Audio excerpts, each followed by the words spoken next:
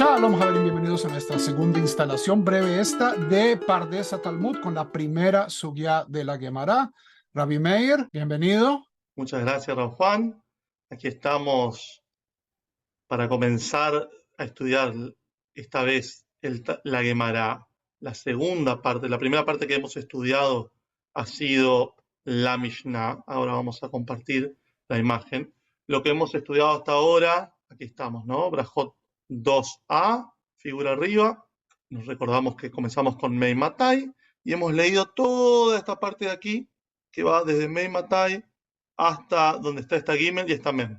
Todo lo anterior es lo que hemos leído juntos, estudiado junto a todos ustedes, y ahora vamos a comenzar allí donde hay una letra Gimel y una letra Mem, que lo que simbolizan es Gemara. Que es el desarrollo histórico de estos, los Tanaim. Son los sabios, principalmente en Eretz Israel, hasta Rabbi Yehuda Anasi, año 200. Una vez Rabbi publica la Mishnah, estructura la Mishnah, lo que viene después, los sabios que vienen después, tanto en Eretz Israel como en Babilonia, es este proceso de entender qué es lo que está diciendo la Mishnah, comparándolo con otras Mishnayot, con otros materiales del Bet Midrash de Rabbi, de los Batei Midrash de los Tanaim, que estaban presentes en los Batei Midrash. Testimonios orales, y tenemos la Mishnah. Entonces ya este es la segunda etapa de la Mishnah, es este análisis por parte de los sabios posteriores que llamamos Amoraim. Entonces todos los sabios hasta Rabbi Yehuda Anasi son llamados Tanaim, son los sabios de la Mishnah, y ya a partir de Rabbi Yehuda Anasi son llamados Amoraim y son los sabios de la Gemara. Por último podríamos decir, a modo introductorio, que Gemara viene de un verbo que significa estudiar, es una forma de estudio. Entonces ahora vamos a seguir desarrollando esta forma de estudio, vamos a pasarnos, al igual que hicimos la vez anterior, a Sefaria, un gran sitio web, un gran proyecto de nuestra época, donde normalmente este es el texto de la Gemara, a veces, o el texto en hebreo, a veces le puede faltar una palabra porque el explorador mismo ha traducido esto al español. Esto normalmente está en inglés y es la explicación del rabino Adin Steinsaltz. Ven acá, figura el nombre de él. Entonces, vamos a comenzar retomando. Parece la Gemara tiene una pregunta. Tana, el sabio de la Mishnah. Eja cae de Katane me matai. La Mishnah comienza con las leyes relativas al momento apropiado de recitar el Shema con la pregunta: ¿desde cuándo se recita el Shema por la noche? Eso fue lo que estudiamos en la Mishnah. Me matai korim Shema barbin. Con respecto a esta pregunta, la Gemara trae otra pregunta. ¿Sobre la base de qué conocimiento previo el Tana presupone que ustedes y nosotros sabemos qué es la lectura del Shema? ¿Cómo nosotros sabemos? ¿Desde cuándo? Dice. Si me matai. De su pregunta parecería que la obligación de recitar el Shema por la noche ya estaba establecida y que el Tana solo busca aclarar detalles relacionados con la recitación del Shema. Por eso nuestra Mishnah es la primera Mishnah del Talmud. Entonces, acá lo que tenemos es la pregunta literal, después la vamos a estudiar un poquitito. Tenemos lo primero que parece preguntar es, esta no es la única pregunta que tengo. ¿Ves tú qué distingue el Shema vespertino que se enseñó primero? ¿Por qué comenzamos con el Shema de la noche y no con el Shema de la mañana? Si nosotros sabemos, nosotros siglo XXI sabemos que leemos el Shema Israel al anochecer y al amanecer. Sabemos que se lee dos veces. ¿Por qué primero uno y después el otro?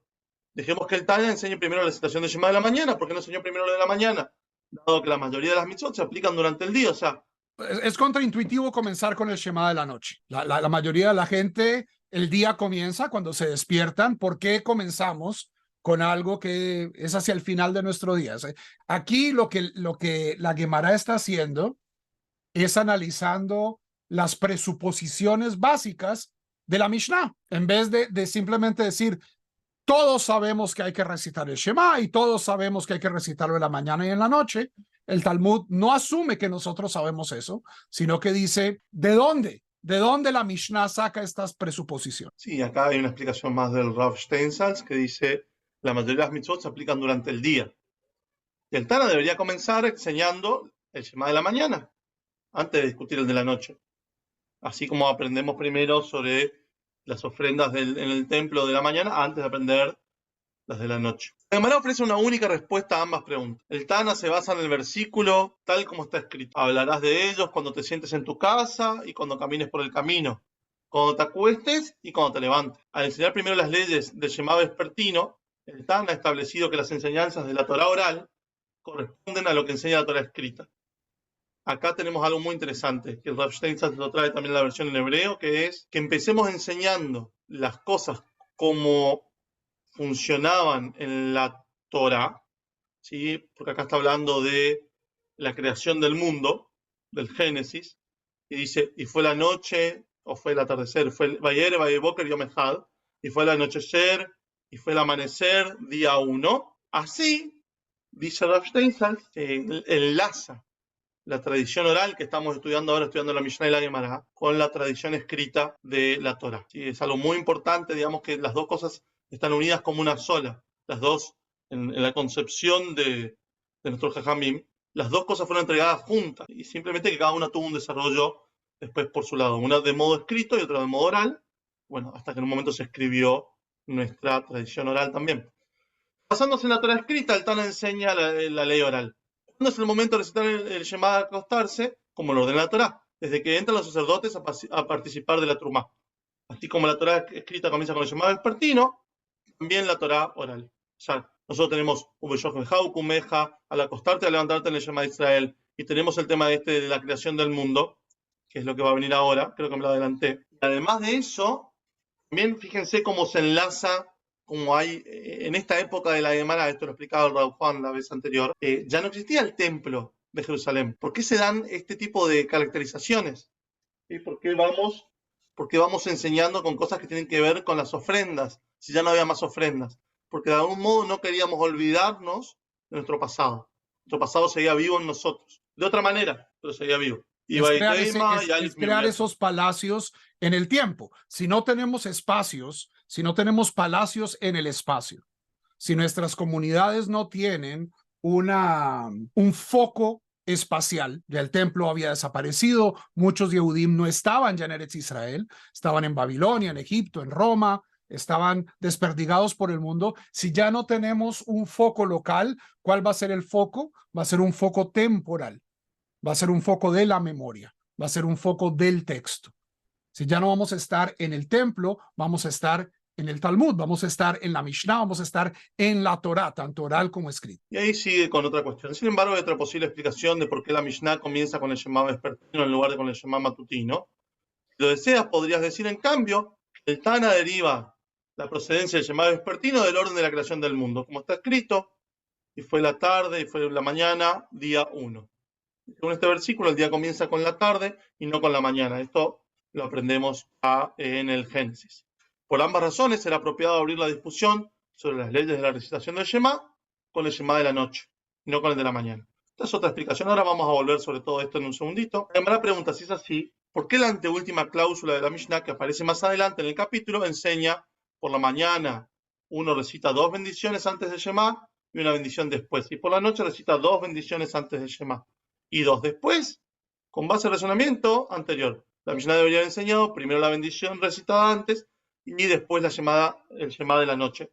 Acá hay una cosa para explicar, que nosotros lo sabemos ahora por nuestra experiencia del siglo XXI otra vez, y de nuestros rezos, y cómo está armado el Sidur. Pero en la Mishnah, en la página 11 de Masejet Brajot, ¿sí? O sea, dentro de varias páginas llegaríamos ahí, figura una enseñanza que los Jajamim la sabían. ¿Por qué? Porque la Mishnah ya estaba totalmente compilada y acá están discutiendo la Gemara después.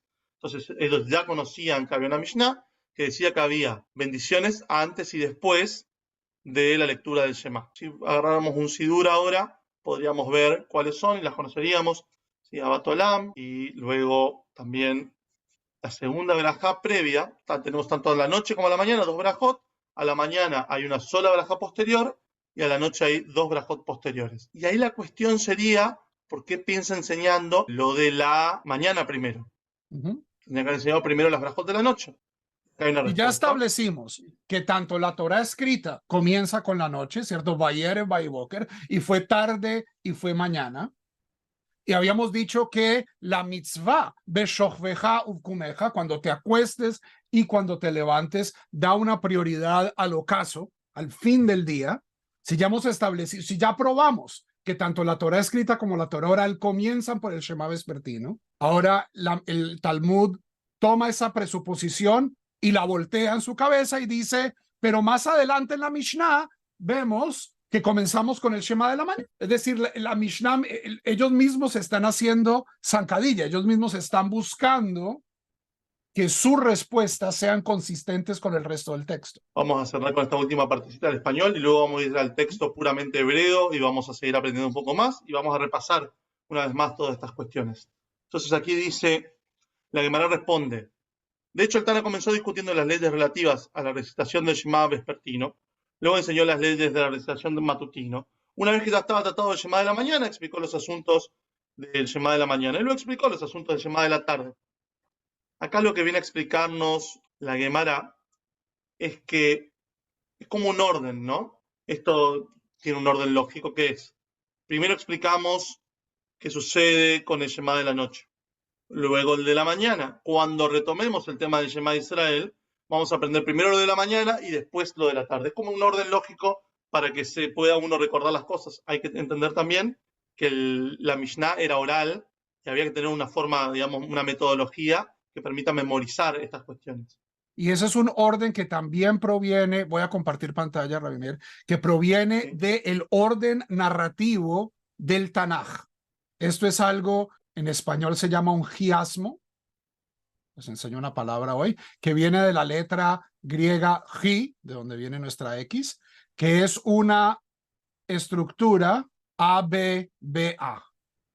Si ustedes ven, los salmos están estructurados muchas veces de esta manera. Dios es justo y hace justicia a nuestro Dios, ¿cierto? Es esa imagen de espejo. Tengo A es B, B es A. Entonces, esta es una estructura literaria que está en toda la literatura hebrea, desde la Torá, pasando por los profetas, muy usada en la literatura sapiencial, en Proverbios y en los Salmos. ¿Por qué? Porque como decía el Rabbi Meir, esto era un texto que se debía recordar. Nosotros tenemos la Mishnah impresa, la tenemos incluso hasta en Sefaria, gratuita y en todo lugar, pero en esta época la Mishnah era algo que se memorizaba y estas estructuras ayudan a la memorización, estos chiasmos. Entonces, cuando uno reconoce esto, puede ver un poco la estructura mnemónica de la Mishnah, de la Tosefta e incluso del Talmud. Voy a volver a compartir pantalla y ahora vamos a ir a este Daf Mekorot, esta hoja de fuentes, donde vamos a volver a repasar lo que hemos estudiado ahora. Tana, Eja, Kae de Katane. Estamos en el mismo texto que vimos recién en Sefaria, solamente que ahora lo vemos en hebreo y con algunas aclaraciones que le hemos sumado al texto. Tana, el sabio de la Mishnah. Literal dice, Eja, Kae, ¿dónde se para? ¿Dónde se apoya? ¿Dónde se para? De Katanei cuando enseña Meimatai. ¿Cuáles son sus premisas? ¿De dónde viene para hacer esta pregunta? Hay muchas presuposiciones, que yo debo recitar el Shema, que hay un Shema en la noche, que este Shema tiene un tiempo de expiración. Hay toda una serie de premisas que el Talmud no va a dejar pasar, sino que las va a identificar. ¿Cuáles son nuestras premisas? Entiendo. Primera pregunta, y una pregunta equivalente, por eso están en este gráfico, son en el mismo nivel. Vetú, adicionalmente, Mai Shna, Mai es que, Shna es ser diferente. ¿Por qué es diferente? ¿Por qué importa que comencemos a enseñar Be'arvit Bereisha, el Shema de la noche, de Arvit, al comienzo? Rosh es la cabeza, el inicio, Bereisha. Esto es arameo. Entonces tenemos esas dos preguntas. ¿Cuáles? ¿De dónde sacamos que hay una mitzvah de decir el Shema? Y dos, ¿por qué comenzamos con la noche? Y tenemos esta opción, Litnei de Shacharit Bereisha. Tiene mucho más sentido comenzar por el Shacharit de la mañana. Sí, aparte lo pregunta con una especie de sorpresa. Acá Litnei, lo tenemos escrito acá al costado, es una apertura para una admiyá, o sea, una sorpresa, una exclamación, una interrogación. ¿Por qué está escrito así? ¿Por qué no enseñó el Tana de un modo más claro? Esto van a discutir toda esta hoja, digamos, ¿por qué no usó otro lenguaje? ¿Por qué no dijo a un horario que en el reloj podamos ver. Eso es adentrándonos un poquito en el tema del Sod, pero ya que esta es la tradición. El Talmud comienza con una pregunta de ¿por qué comenzamos? ¿Por dónde comenzamos? Es un texto que analiza sus propias premisas, ¿cierto? No es, palabra de Dios, quedemos impresionados por lo que dice. No, el Talmud comienza diciendo, ¿y por qué comenzamos por aquí? Es un texto curioso sobre su propia base de autoridad. Comenzamos hablando del Shema en la noche. ¿Y por qué no en la mañana? Yo creo que es esta osadía talmúdica. Es lo que define de cierto modo la relación del judío con la escritura. Que es reverente, es una reverencia que admite preguntas. Yo no tengo que recibir la Mishnah simplemente, Revi dijo que comenzamos recitando el Shema. ¿Y por qué? ¿Por qué Revi organizó la Mishnah de la manera en que lo hizo? Yo puedo preguntar. Debo preguntar. Tengo una obligación de preguntar cuáles son las premisas de las preguntas que estoy presentando. Tana Akra Kae. El Tana leyó un pasuk. Tana, el sabio, Akra, un pasuk, Kae, se para sobre eso. No, como está escrito, Dichtiv, Beshochbeja o Bekumeja, al acostarse y al levantarse. La tradición rabínica quiere decir, miren, nosotros cuando enseñamos primero lo de la noche y luego lo de la mañana, es porque la Torá lo dice así. Conecta la Torá oral, que es la Mishnah o la Gemara, con la Torá escrita que nos dice en el Shema Israel al acostarse y al levantarse. Primero la noche y luego el día. De Aje Katana, y así está escrito, Zman Kriyat Shema, ¿dónde está? ¿Dónde está la cuestión del acostarse, el tiempo de acostarse Kriyat Shema? Y acá también va a conectar el horario de la noche con el momento en que los Kohanim, que habían caído en un estado de impureza, como vimos antes, puedan entrar a comer de su ofrenda. Y ahí está conectando dos cosas.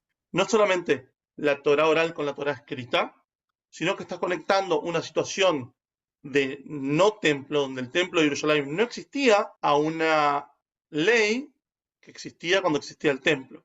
Está conectando dos cosas. Está conectando Torá oral con Torá escrita y nuestra situación actual con la situación con templo en Jerusalén. Y si quisieras decir, acá va a venir una respuesta adicional a nuestra pregunta. Movemos aquí al costado. Otra aclaración. Yalif mibrato shel olam. Podrías aprenderlo de la creación del mundo. Un solo detalle, ya que estamos yendo bastante en detalle.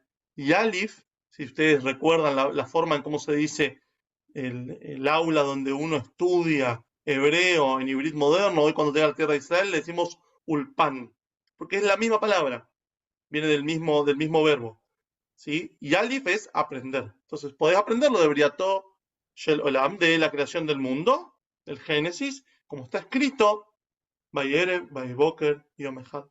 Y fue el anochecer, y fue el día 1. Hemos respondido la primera pregunta. Y hemos dado dos respuestas. La primera pregunta es, que es la segunda pregunta en la lista, ¿cierto? La primera pregunta es, ¿por qué comenzamos por esto? La segunda pregunta es, ¿por qué no comenzamos por la mañana? A la cual damos dos respuestas. Una es, porque el Shema mismo nos dice que es al acostar y al levantar. Y el otro nos dice, la creación del mundo comienza por el ocaso. Por lo tanto, es natural comenzar por la tarde. Pero si hemos definido esto, los rabinos ahorita están viendo hacia adelante, hacia las próximas Mishnayot del texto, y dice, Ijaji, si esto es así, si hemos de comenzar por la noche, Seifa de Katane, el final de este capítulo, donde hablamos que Bashachar mevarech shtaim lefaneja veachat lahareja, que en la mañana bendecimos dos bendiciones antes del Shema y una después, Ba'erev mevarech shtaim lefaneja ushtaim lahareja, y en la noche bendice dos antes y dos después. Aquí hemos invertido el orden, litnei de Arvit Bereisha. ¿Por qué en la Mishnah, creo que esta es la Mishnah, la cuarta Mishnah de este capítulo, por qué en nuestra próxima Mishnah no mantenemos esta jerarquía? El Talmud no solo, o sea, los rabinos no solo están mirando hacia la Torah escrita, sino que están mirando hacia su propio acervo, hacia su propia material, hacia el futuro, y tratando de que haya cierta consistencia. Pero esto es porque ellos conocían toda la Mishnah y ahora están debatiendo la Gemara. Como ellos ya conocen lo que dice la Mishnah, dice, pero pará, tu lógica perfecta, esto de la noche, te comprendo el tema de los psukim, el tema de la creación del mundo, todo, pero dentro de un ratito me vas a hacer todo al revés.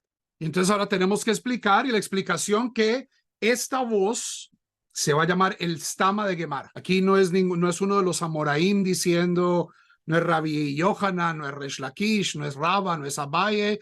Esta es como el editor final del Talmud. Resuelve esta pregunta diciendo, Tana Patach Be'arbit. El Tana comienza hablando de la noche, del Shema de la noche, Vehadar Tane Beshacharit. Y luego explica Shacharit, luego explica la mañana. Ad Dekae be Shacharit. Y seguimos hablando del de la mañana. Parishmile de Shacharit. Y cuando ya necesita, ya cuando termina de hablar de Shacharit, Vehadar Parishmile de Arbit. Vuelve y pone a la noche después. Esto ya habíamos hablado. Es esa estructura A, B, B, A, ese quiasmo que es muy común a todos los corpus literarios, no solo nuestros, sino también de otras naciones, donde se invoca la memoria. Al parecer, esta estructura A, B, B, A es una manera, tiene un poder mnemónico y eso es MN, no demónico, sino mnemónico de la memoria, de incentivar la memoria, porque este es un texto vivo. Este era un texto que se memorizaba y en el Bet Midrash eran personas debatiendo sobre este texto continuo, vivo, que todos tenían en la cabeza. Hay una pequeña lluvia más que sigue con el mismo tema. Amarmar, dijo el sabio. ¿Qué significa que dijo el sabio? Significa que esto alguien ya lo dijo antes y es un párrafo de la Mishnah que hemos estudiado anteriormente. ¿Se acuerdan que hemos estudiado que el horario primero para decir Kriyat Shema, para hacer el recitado del Shema Israel, es desde la hora que los Kohanim entraban a comer de la ofrenda de Trumá? Mikdi, ¿qué significa Mikdi, Rav Juan? Mikdi es literalmente, y una vez hemos asentado esto, vamos a introducir una pregunta, ¿cierto? Después de haber dicho esto, aquí viene el machetazo, y el machetazo es Kohanim Eimat Kai Achlei Truma. ¿A qué horas es que comen los Kohanim? O sea, es una forma muy bonita de decir, a esta hora comienza, pero dígame un tiempo, ¿a qué horas? Y la respuesta es Misha'at Seita Kohabim, cuando podamos ver estrellas en el cielo, al menos 3. Lidnei, entonces, ¿por qué la Mishnah? Que la Mishnah enseña entonces Misha'at Seita Kohabim. Un fenómeno astronómico es muchísimo más relevante, mucho más objetivo que una memoria de un templo que ya no tenemos. Pero la pregunta entonces es, ¿de dónde están sacando esta cuestión de Tzeta Kohavim? Es que la Mishnah no es el único texto de los Tanaim. Los Tanaim, la Mishnah es el texto central de los Tanaim, pero había otras colecciones de alocuciones de los mismos sabios, y este texto muchas veces es de donde el Talmud saca sus objeciones. Y este texto se llama la Tosef, que sigue un orden paralelo. Los mismos 6 órdenes de la Mishnah se replican en la Tosefta. Por lo general es muy fácil encontrar los paralelos entre la Tosefta y la Mishnah. Nosotros dentro de unos minutos vamos a llegar a ese texto. Ahora acá sigue diciendo, Milta Agab Orhei Kamash Malan. Una cosa de paso, Derech Agab. ¿Sí? Dice en hebreo moderno, acá dice Agab Orhei, que es lo mismo. Y así como de paso, íbamos de camino y de paso te decimos Kamash Malan. Como había lugar para equivocarse, nos enseña este asunto así. Kohanim Eidmat Ka'akli Trumá. ¿Los Kohanim desde cuándo comían la Trumá? Para que también aprendas que los Kohanim podían comer de la ofrenda una vez que habían caído en estado de impureza a partir de la salida de las 3 estrellas. Zeta Kohabim. Beaka Mashmalan, y entonces te vengo a enseñar de Capará, lo meakba, que la Capará no es un impedimento para comer de la ofrenda de Trumá. ¿Qué es la Capará, Rav Juan? La Capará en este caso se está hablando de un sacrificio. En el libro de Levítico hay toda una serie de procesos, particularmente en el caso de Tzarat, lo que se traduce malamente como lepra o otro tipo de impurezas que yo para poder purificarme, para quedar en estado de tójora, tengo que traer un sacrificio y tengo que ir a la mikve y tengo que hacer toda una serie de rituales. Pero, ¿qué pasa si yo soy un cohen? ¿Qué pasa si yo soy un sacerdote? Un sacerdote, los hijos de Aarón tenían un beneficio porque no podían tener acceso a la tierra, y es que ellos podían comer los diezmos. Esta es la trumá. La famosa trumá son diezmos que ofrecía la gente, el resto del pueblo de Israel, para la manutención de los Kohanim, para la manutención de los sacerdotes, y esta comida solo se puede comer en estado de pureza ritual. Tenemos un Kohen que viene, por ejemplo, de un proceso de tzarat, de lepra, digamos, que está purificándose, y tiene que ofrecer 2 tórtolas y tiene que ir a la mikve. Entonces va a la mikve, tiene que esperar hasta que caiga el sol para poder comer trumá. Pero ¿qué pasa si Moncho el Cohen no tenía para las 2 palomas y no las ofreció, o se les olvidó? O no pudo. Lo que viene a enseñar aquí, no es esta veraita, es que si bien ofrecer el sacrificio o no ofrecerlo no le impide a un Cohen comer trumá antes de que caiga el sol sí es un impedimento. Es decir, que el Cohen tiene que esperar hasta que salgan las estrellas del día de su purificación. Es algo que es impajaritable, irreductible. Y esto lo aprendemos leyendo con ojos de la Tosefta y de acá de la Gemara, esta parte del Tanaj, en Levítico 22. Dice que la persona que tocare en él, o sea, en algo que algo que estaba prohibido, quedará impuro hasta el atardecer, y no habrá de comer de las ofrendas sacras, la trumá, por ejemplo, hasta que haga ablución de su cuerpo en el agua. A la puesta del sol, él, o sea, el que estaba impuro, será puro, y después podrá comer de las ofrendas sacras, ya que su pan es.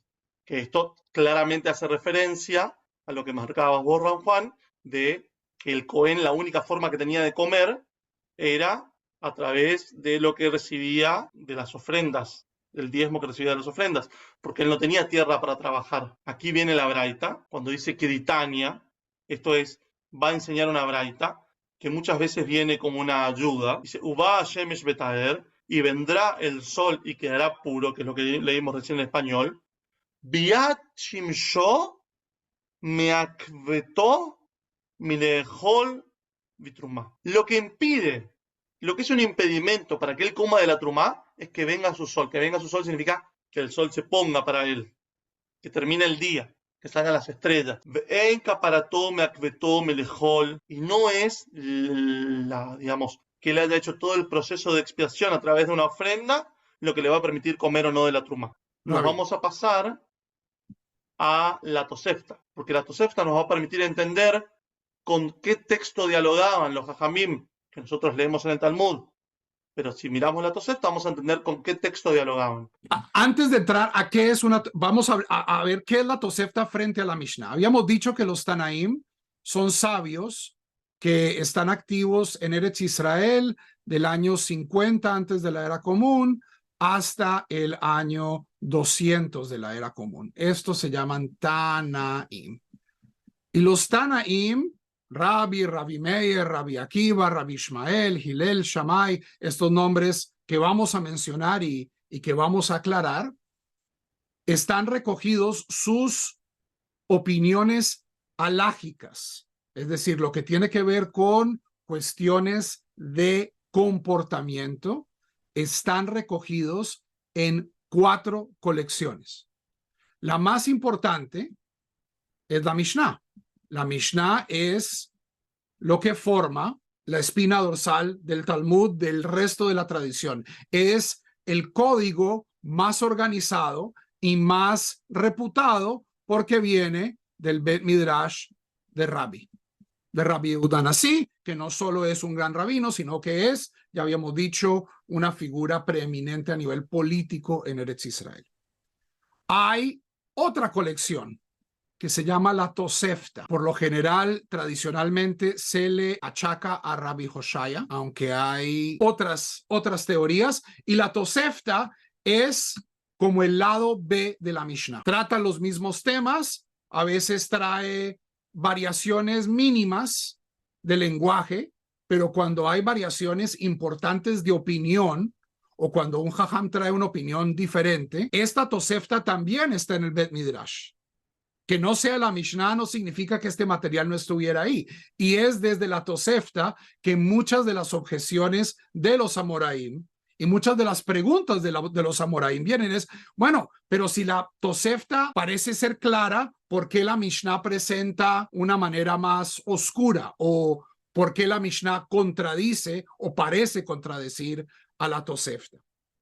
Y por eso muchas veces, cuando nosotros enseñamos que viene una braita, la braita significa que va a venir posiblemente de la Tosefta, y a nivel legal o a nivel de la discusión va a estar a la misma altura que una Mishnah. Esto es algo muy importante para el estudio, porque cuando trae una braita, tiene el mismo peso porque son Tanaim de la misma época, son Son los sabios de la mismos misma Tanaim. época. ¿Cierto? En la Mishnah es cuando ellos estaban grabando la Mishnah en el estudio reputado, ¿cierto? Y cuando iban a hacer jam sessions, si los vemos como músicos, cuando iban tal vez en Batei Midrash más pequeños, no el Bet Midrash de Rabbi, se creaban versiones diferentes de los mismos textos, de las mismas discusiones. Tenemos Mishnayot, Toseftaot, tenemos también una palabra que hemos venido analizando y es importante repetirla y repetirla, que es una beraita. En arameo, bará significa de afuera. Una baraita es una opinión tanaítica que quedó por fuera de la Mishnah. Esto puede decir que sea una tosefta y en muchos casos hay cosas que ni siquiera entraron a la tosefta y que quedaron en el Bet Midrash flotando como Beraitaot y que entran al Talmud y como dijo Rabbi Meir, con el mismo nivel de autoridad. Y por último, que es un texto relativamente más temprano, que son Midrashei Alajá. Es una colección de 5 textos, 2 mejiltas, que son sobre el libro del Éxodo, una cifra, que es sobre el libro de Vaikra, una cifrei sobre el libro de Bemidbar y un cifrei sobre el libro de Deuteronomio, y es el análisis de las halajot rabínicas, pero pegados a sus psukim, a los versos de la Torá en su orden, ¿cierto? Entonces, el libro del Éxodo, ¿cuál es la primera mitzvah que aparece? La primera mitzvah que aparece en el libro del Éxodo es la mitzvah de hacer un calendario. Entonces, por ahí es que comienza la Mejilta. La Mejilta, Moisés nace y esclavitud y Jacob baja a Egipto y las plagas. Esto es muy interesante desde un punto de vista narrativo, desde un punto de vista teológico, pero no desde un punto de vista de la ley. La ley son mitzvot y estas mitzvot tienden a estar agrupadas en racimos a través de la Torá, y estos son las fuentes tanaíticas desde donde los rabinos van a analizar la Mishnah y van a comentar la Mishnah y se va creando el Talmud. Estas son las telas con las que los amoraim están tejiendo el talit. Y ahora sí, vamos al texto de la Tosefta. Fíjese que también se llama Berajot. Leo directamente en hebreo. Es más, lo podemos poner uno al lado del otro. Gracias a Cefaria. Miren, vamos a hacer así yo puedo leerlo en hebreo y ustedes lo van comparando en español. Obviamente que esto no está en español, está en inglés, como siempre explicamos, pero la magia de Google. Mematai korim et shema be'arvit. Exactamente igual que nuestra Mishnah comienza, ¿cierto? ¿Desde cuándo recitamos el Shema en las noches? Desde el momento que la gente entra a comer su pan, empieza a hacer su kiddush, en las noches de Shabbat. Dibrei Rabbi Meir. Esta es la opinión de Rabbi Meir en la Tosefta. Un paréntesis, esto no apareció en la Mishnah. Los sabios dijeron, Mishasha Kohanim Zakain lehol vitrumatán. Desde el momento que los sacerdotes, los Kohanim, tienen derecho, Zakain lehol vitrumatán, comer de su ofrenda. Siman la davar, explica la misma Tosefta, un momento que podríamos tomar como la señal para el asunto, etc. Kohabim, la salida de las estrellas. Beafal piche ein rayal davar zech la davar, y a pesar de que no tenemos una prueba contundente, significa, no hay un pasuk de la Torá que nos diga esto exactamente, Tenemos un Zeher Ladabar, tenemos un asunto acá que nos recuerda esto. Es un versículo, tenemos un remes, tenemos una alusión que va a estar en Nehemia 4:15, lo leemos acá directamente. Hacíamos el trabajo con la mitad empuñando lanzas, desde despuntar el alba hasta que salían las estrellas. Entiendo que estaban de guardia, ¿no?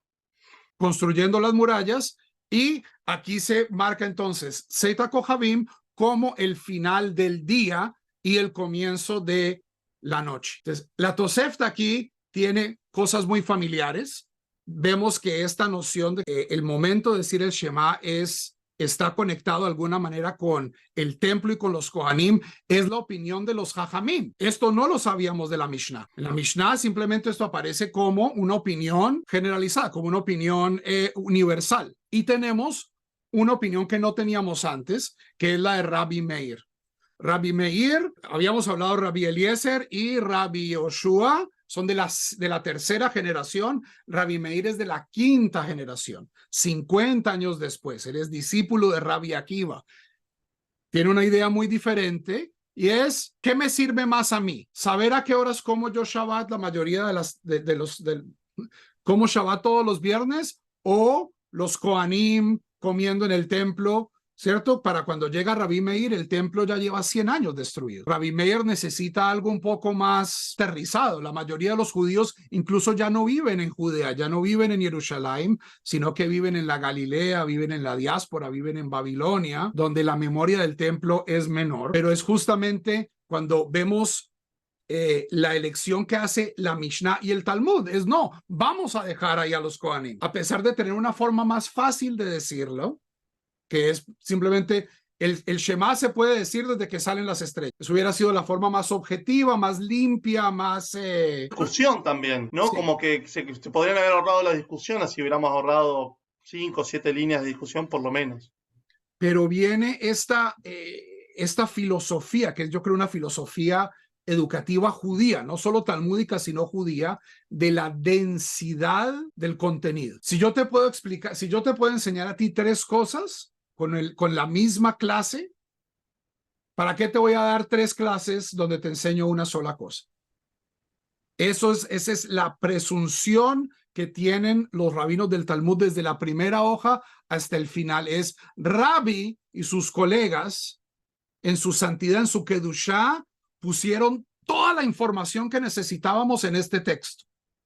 Y lo que tenemos es que irla desempacando, y esto a veces hace que el texto suene un poco extraño, que el texto parezca contradictorio, que el texto parezca difícil, pero es que el texto nos necesita a nosotros. La Mishnah no era un libro para ponerlo en el estante. La Mishnah era, ok, este es el currículum para el Bet Midrash para los próximos 2000, 3000 años, 5000 años, y vamos a hacerlo denso. Por eso es que tenemos en esta discusión sobre el Shema, súbitamente estamos hablando de un templo que ya no existe, y luego estamos conectando esto, y esto nos enseña además una ley extra sobre la pureza y la impureza, sobre el tema de un Cohen que quiere comer trumá, metiendo a los Kohanim en esta primera Mishnah, poniendo esa Mishnah extraña en el comienzo. Se ha generado esta discusión en la que yo, de una manera muy natural y una manera muy lógica, voy conectando otras partes de la matriz de la vida judía. Y eso yo creo que es un poco el drash. Te estaba por decir algo al Derech Drash. Drash significa en algún modo un modo dialéctico, prédica. Estamos terminando nuestro primer amud, nuestra primera página de Talmud juntos. Todavía no una hoja, una página. Y ya llevamos unos cuantos minutos charlando del tema. Y me quedo con esta última parte de la Tosefta que nos enseñaste ahora, Rab Juan, con el tema de Rabbi Meir diciendo, no, dame algo actual, dame algo que yo pueda entender. ¿A qué hora hago yo mi cena de Shabbat?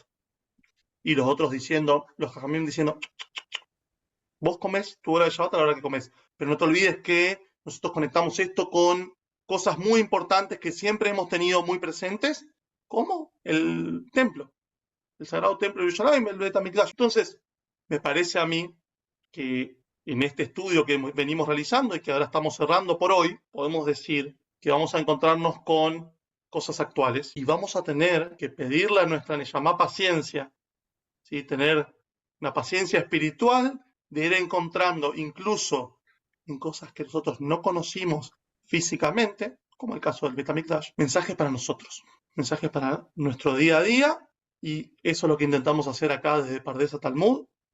Nos despedimos hasta el próximo encuentro. Shalom Hazak Aleichem. Baruch.